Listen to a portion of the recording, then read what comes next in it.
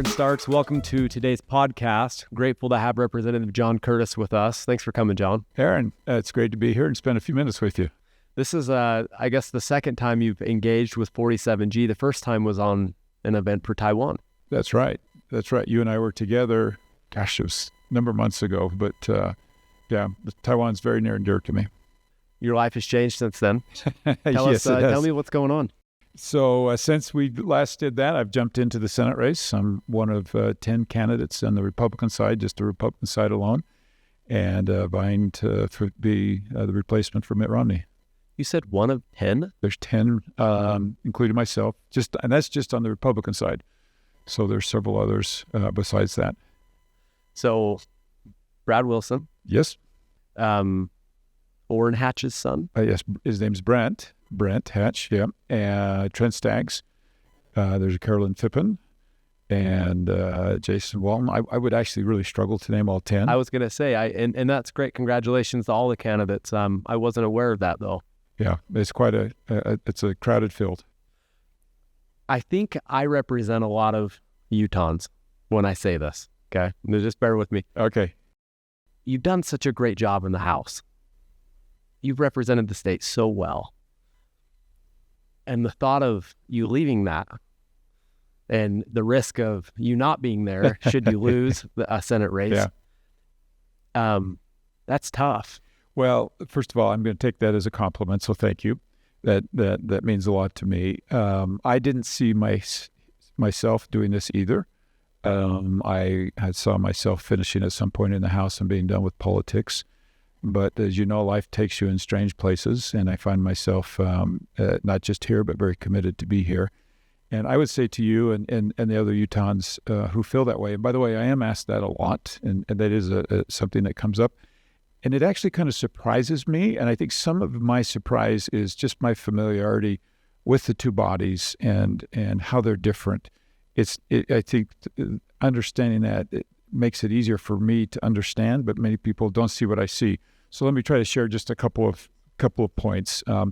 First of all, the pace in the House is very different than the Senate, and it's not really made for long term, although you get some people to stay there long term. The every other year cycle when you're running for an election, it's just going to wear people out. And I wouldn't have stayed there a whole lot longer because of that. You make a decision at some point in the House as to what you've come for, the reasons, and some people will come because they want to be a committee chair. And if you're going to do that, you need to plan on 20 years.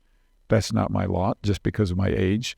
I had some legislative goals and things in mind that I've accomplished and feel like that's great. Check that box. That's great because there's not a whole lot being accomplished right now. So congratulations. Well, thank you. You know, we've actually passed 19 bills into law, and some of them very, very consequential, particularly dealing with public lands. And as you know, that's a very important issue.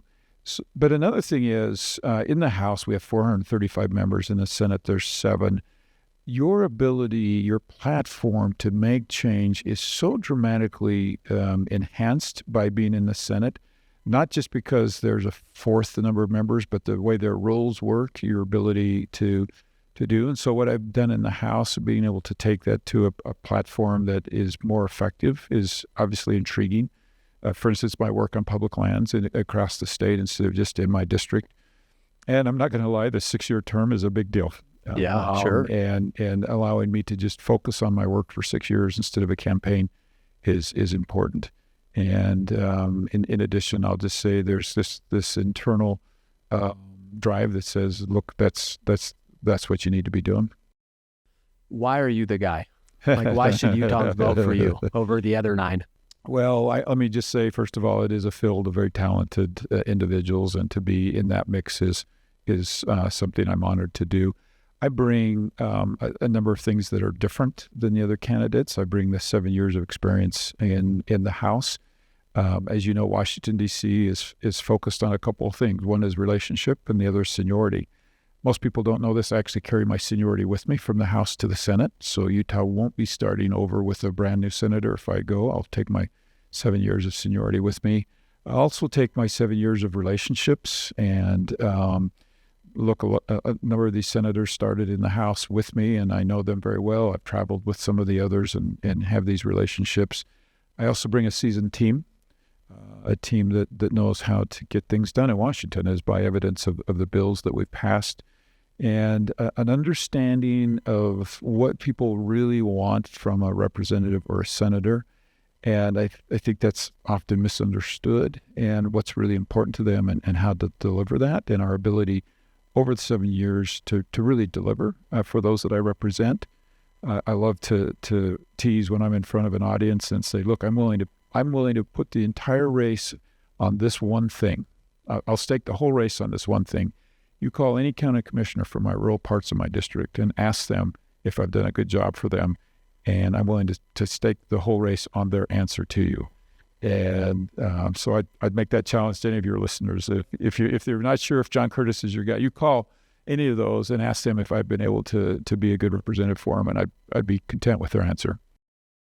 Well, you've done a great job in the House, like I said, and are a great candidate for U.S. Senate, and grateful for your willingness to serve the country. It's not easy. Thanks, Aaron. I know you have a great family. Tell me about your family a little bit. I'm so glad you asked. I don't often get to brag about my family, and so I usually work it in even if I'm not asked. I have, first of all, my wife. We've been married for 41 years, and of course, I'm just blessed with an amazing spouse, a very supportive spouse, who, by the way, was one of those voices telling me that it was a mistake when I had decided not to do this, and she really felt like I needed to do it. I have 6 children.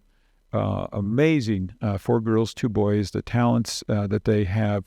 One of the greatest things a father can have in his life is to see his kids excel in things that he couldn't have excelled in. And so, in each of my 6 kids, I have that, and their spouses. We're expecting our 17th grandchild. Congratulations! And that's obviously a big part of my life too.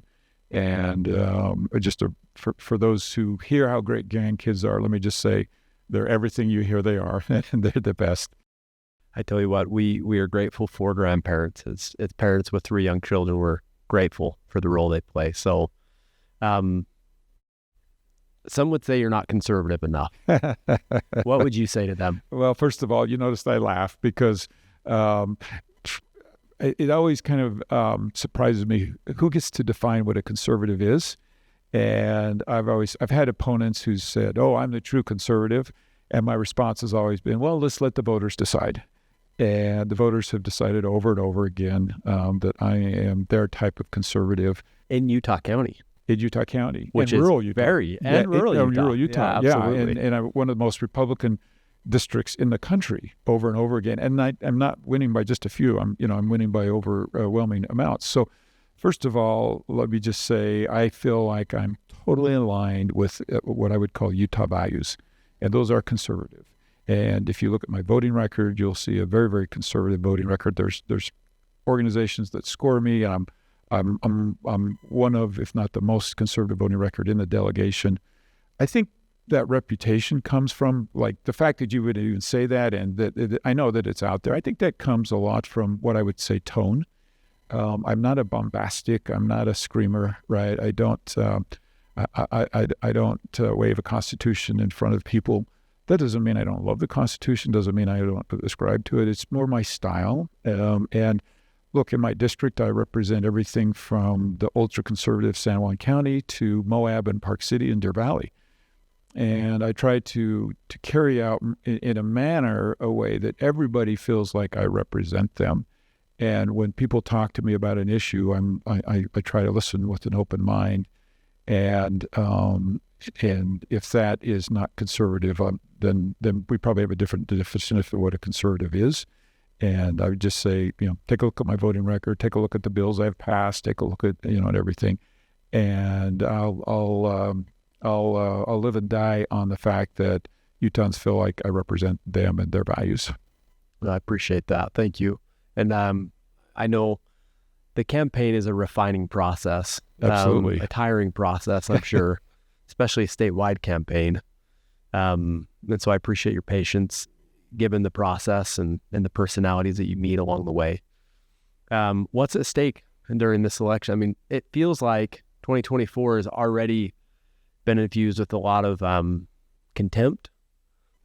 The temperature's high. It's very partisan. What's at stake right now nationally? Oh, nationally, it's everything that we value here as Utahns. Everything from our runaway deficit to what's happening at the border, to our relationships with China and our and foreign friends and foes, to the energy issues. This is where I've dug in and spent all of my time on energy issues, and all of those things Utahns are very, very concerned about that we get right. And I think in many cases they know we're not getting them right. What do we do about this national debt? I mean, for me personally, it's the number one concern that I have as a voter. Well, I don't blame you. We're $34 trillion in debt, and that's climbing every day. What I would hope people would see is that what's been happening in Washington over the last 6 or 7, 8 months looks very dysfunctional, but is actually us doing our job and doing better than we've done in decades and decades. And let me tell you what I mean by that. We're holding out. The reason we keep having these continuing resolutions is we're unwilling to do an omnibus. And as you know, in the past, we've just waited until we're at a cliff, and then we do an omnibus. And so what we're trying hard to do is avoid that omnibus. And it's messy, and it's coming across messy to the American people. But I believe when we go back and vote this week, we'll be voting on 6 of our 13 categories of budgeting that we're constitutionally required to do. And if we get all 13 done, it will be the first time in decades that we've done it. And so, I'd say to the American people, like, yeah, it looks messy, but we're actually doing what you've asked us to do over and over again. And the outcome right now, our worst outcome, what we have negotiated with President Biden and a Democratic Senate, is to flatten that spending curve and actually slightly turn it down. So the House, with a 3-seat majority, has worked a deal that flattens the spending curve for the first time in our country's history. And I want to brag back, but I'm going to come back and spike the ball if we get that done. Absolutely. Because it's not perfect, right? And my colleagues, there are some who feel like, hey, we need to be cutting more, and it's hard to argue with them. But remember, we don't have the House, we don't have the Senate, we don't have the presidency, and we worked out a deal to spend less money next year than this. That's something we ought to be cheering about. Yep. I appreciate that. That's great news. I actually hadn't heard that. Yeah, so all you hear about is our fighting and the messiness of the continuing resolutions, but we're actually fighting for something which is process, and finally doing the process, and that process leads to a much better outcome than an omnibus. I want to go to one last topic. Sure. China, Ukraine, Israel. There's a lot happening beyond the state's borders, the country's borders. Tensions are certainly high in other countries as well. What is your general take on the landscape, and what does the U.S. need to do over the next 5 years to position itself differently, perhaps? Wow. Can we spend an hour on that question? I know. Question? You get 30 seconds. No, okay. Listen, let me just dig in and kind of bounce around a little bit on it. First of all, I think it's important for people to know that I spent 3 years living in Taiwan, 2 as a missionary, 1 is in business. I speak Mandarin. I served on the House Special Task Force for China, and I had some very strong feelings about what's happening there. And we have a very broken relationship with China.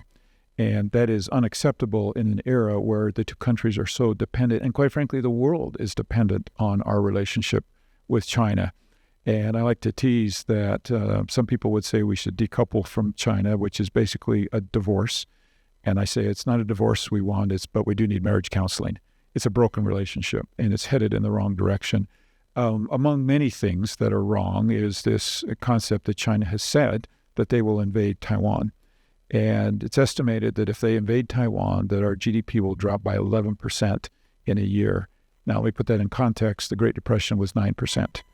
And so you can see the impact if that happens. So when you say, what do we need to be doing over the next 5 years, is among the highest priorities is we need to make sure that China does not invade Taiwan. And every year we push that off is a good year.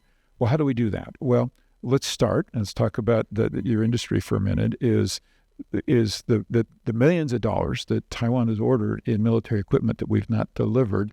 We need to figure out how to make that happen. Why haven't we delivered it? It's just simply a capacity standpoint, right? So we need to help Taiwan help themselves. They're willing to pay for it, right? And we need to help them pay. We need to help them help themselves. we are also sending signals.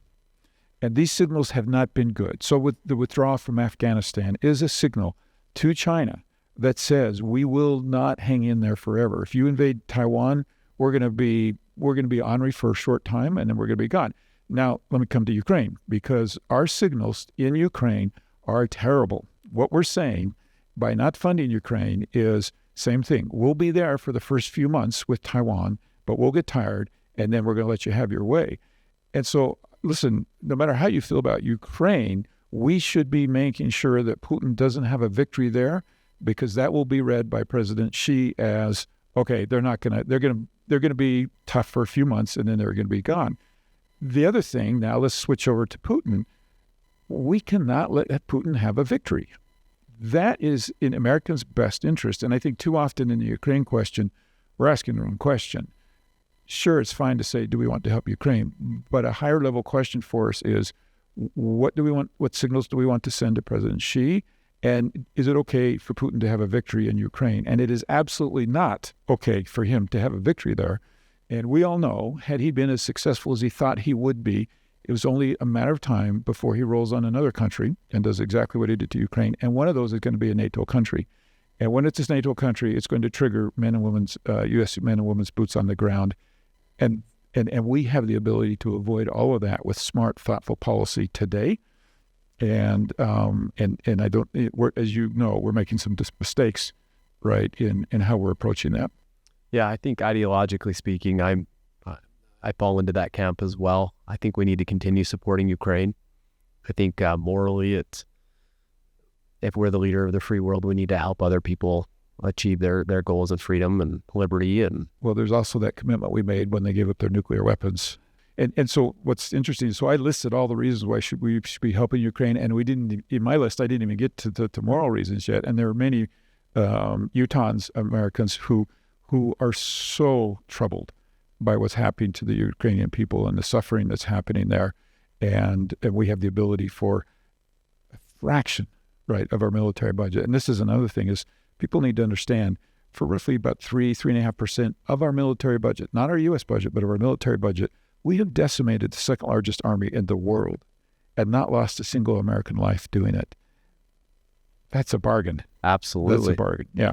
We've been to Ukraine twice this year with companies. Good for you. Yeah. And I'm so glad that you have. Humbling experience. Oh, yeah, I can't imagine. But John, thank you for coming in. Oh, it's been great. Hope we get to do it again. Congratulations on your candidacy. Thanks, and Aaron. best of luck. Thank you. Thanks.